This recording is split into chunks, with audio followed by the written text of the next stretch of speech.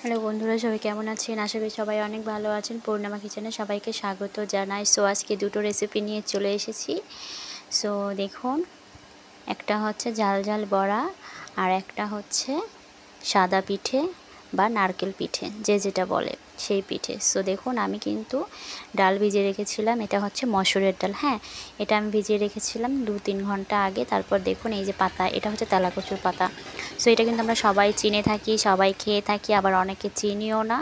So যারা চেনেন না, জানেন না, তারা দেখে নিন কী করে খেতে হয়। এটা অনেকভাবেই খাওয়া যায়, ভাজি করেও খাওয়া যায়, প্লাস বড়া করে খাওয়া যায়, তরকারিতেও দেওয়া যায়। সো আমি আজকে বড়া তৈরি করছি। এই দেখুন, পাতা বৃষ্টি হয়েছিল, যার কারণে পাতাগুলো একদম ভেজা ভেজা আছে বৃষ্টির জলে। সো নিয়ে চলে এসেছি, আর আমার ছেলে খুব দুষ্টুমি করছে। দেখুন, এবার আমি এই পাতা আমি সুন্দর করে বেছে নেব। হ্যাঁ, এপাশ ওপাশ সুন্দর করে বেছে নিয়ে তারপর আমি সুন্দর করে মসুরের ডাল দিয়ে ঝাল ঝাল বড়া তৈরি করে নেব। আর অবশ্যই সুন্দর করে দেখে নিতে হবে, ভালো করে বেছে নিতে হবে, কারণ যেহেতু পাতার পাশে এপাশ ওপাশে অনেক সময় মাকড়সার জাল থাকে, পোকা থাকে, সেই জন্য আমাদের সুন্দর করে বেছে নেওয়া উচিত। খাবারের জিনিসের প্রতি একটু বেশি কেয়ার করা উচিত আমাদের। সব কিছুর পিছনেই বেশি কেয়ার করা উচিত, বাট খাবারে একটু বেশি কেয়ার করা উচিত। সো দেখুন, এপাশ ওপাশ আমি সুন্দর করে বেছে নিচ্ছি, সুন্দর করে বেছে নিতে হবে। সো কে কোথায় থেকে দেখছেন বন্ধুরা, কমেন্ট করে জানাবেন। অবশ্যই পূর্ণিমা কিচেনে কেমন লাগে আপনাদের রান্না, অবশ্যই সেটাও কমেন্ট করে জানাবেন। যারা নতুন আছেন তাদেরকে রিকোয়েস্ট করছি, প্লিজ আমার চ্যানেলটি সাবস্ক্রাইব করে পাশে থাকবেন, এবং যারা পুরাতন আছেন তাদেরকে অসংখ্য ধন্যবাদ জানাই আমার পাশে থাকার জন্য। সো আমরা সবাই সবার পাশে থাকবো। হ্যাঁ, একা একা তো কেউ কখনোই সফলতার মুখ দেখে না, একা একা কখনোই কেউ উন্নতি করতে পারে না, সফলতার মুখও দেখতে পারে না। সো সবারই সাপোর্টের, ভালোবাসার প্রয়োজন আছে। সো হিংসাটাকে সবার আগে আমাদের ত্যাগ করতে হবে। আর সবার কাজের পিছনেই কিন্তু পরিশ্রম আছে ভাই, এমনি এমনি কোনো কাজই কিন্তু হয়ে যায় না। ওকে, সো সবার পরিশ্রম, মানে আমরা সম্মান দিতে না পারলেও অসম্মান কিন্তু আমরা করতে পারি না কাউকে, তাই না? সো দেখুন, আমি শিলপাটায় কিন্তু মসুরের ডাল বেটে নিচ্ছি। সো বৃষ্টির দিনে একটু পিঠা এবং একটু এরকম ঝাল ঝাল বড়া হলে বেশ লাগে, তাই না? মন্দ হয় না, কিন্তু খারাপ কিন্তু লাগেই না। সো দেখুন, এই যে আমি পাতা সুন্দর করে কুচিয়ে নিয়েছি, ডাল বেটে নিয়েছি, কাঁচা ঝাল এবং পেঁয়াজ সুন্দর করে এবার বড়া তৈরি করে নেব। সো আমি একটু জাস্ট 2 মিনিটের মতো আমি মাটির চুলায় রান্না করছি। ওকে, সো মাটির চুলায় রান্না করলে অন্যরকম একটা মায়ের স্বাদ বা তৃপ্তি লাগে। সো দেখুন, আমি মাটির চুলায় রান্না করছি 2 মিনিটের মতো, জাস্ট গরম জল একটু ফুটিয়ে নিব।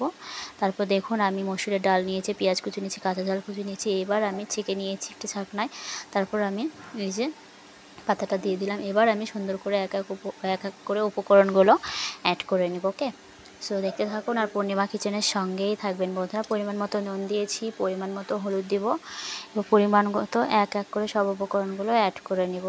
সামান্য একটু ঝালের গুঁড়ো অ্যাড করেছি, যেহেতু একটু ঝাল না হলে ভালো লাগবে না।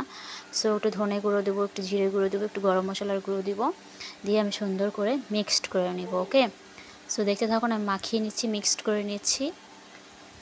সো দেখতে থাকুন, আর অবশ্যই পূর্ণিমা কিচেনের সঙ্গেই থাকবেন বন্ধুরা। কোনো কিছু করতে গেলে অবশ্যই নিজের মনটাকে শক্ত করুন। অনেক ঝড় আসবে, অনেক বাধা বিপত্তি আসবে, এসব কিছু কাটিয়ে যেতে হবে, কারণ আমরা তো কেউ খারাপ কাজ করছি না। আর যার যেমন মন মানসিকতা সে তো তেমনই বলবে, তাই না? সো আপনি ভালো কাজ করছেন সেটা আপনি জানেন, আর আপনি খারাপ কাজ করলেও আপনিই জানেন।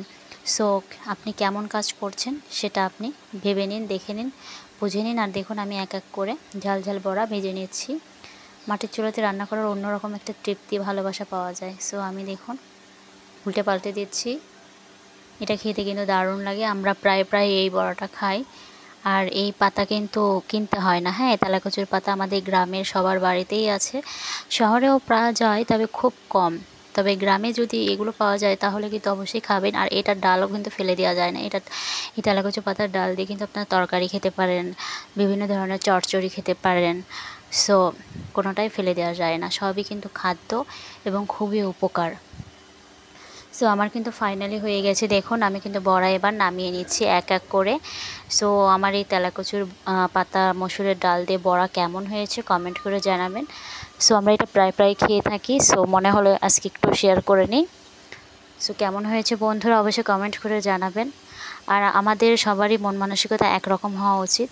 যারা আমরা বিশেষ করে কাজ করছি যে আপনি আমার পরিবারে না আসলে আমি আপনার পরিবারে যাব না, আপনি আমার পরিবারে না থাকলে আমি আপনার পরিবারে থাকবো না, এই মন মানসিকতা, ছোটো মন মানসিকতা আমাদেরকে ত্যাগ করা উচিত।